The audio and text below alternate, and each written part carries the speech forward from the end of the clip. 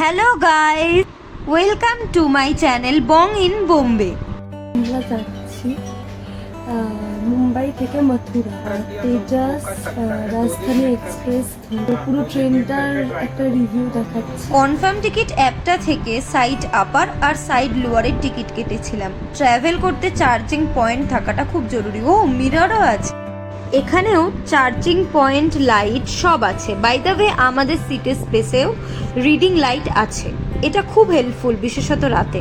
কাপেলদের জন্য side lower আর আপারের সিটটা best. ব্রেকফাস্টে ভুজিয়া, স্যান্ডউইচ, চিকি মানে আমাদের চিটে বাদাম, চাও দিয়েছিল। প্রথমবার বৃন্দাবনে যাচ্ছি, খুব এক্সাইটেড। আমরা আজকে বৃন্দাবনে চলে এসেছি। এটা প্রেম মন্দির। আমরা মথুরাতে নেমেছিলাম, দিল্লির ট্রেন ছিল কিন্তু আমরা মথুরাতে নেমেছিলাম বৃন্দাবন দর্শনের জন্য।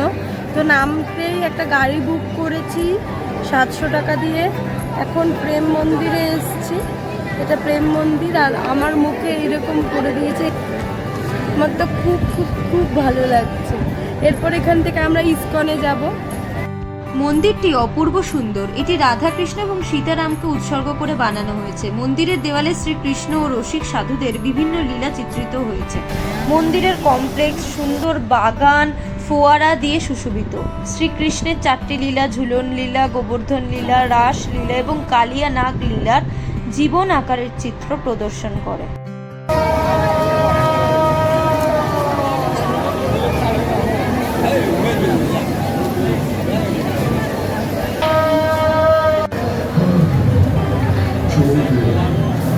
পৌঁছে গেছি ইস্কন টেম্পল বৃন্দাবন।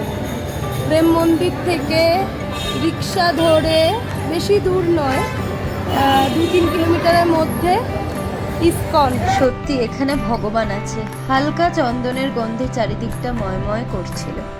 দুধের মতো সাদা এই শ্রী শ্রী কৃষ্ণ বলরাম মন্দিরের কাছে কমপ্লেক্সের প্রবেশ পথে সাদা মার্বেল দিয়ে তৈরি প্রভুপাদের সমাধি মন্দির রয়েছে। মন্দিরের ভেতরে 24 ঘন্টা কীর্তন পরিবেশিত হয়। ভিতরে ফটো ভিডিও তোলা অ্যালাউড নয়, তাও যতটা পেরেছি তুললাম। ঠাকুরের দর্শনের পর বৃন্দাবন থেকে চলে এলাম দিল্লিতে। দিনটা খুব ভালো কেটেছিল।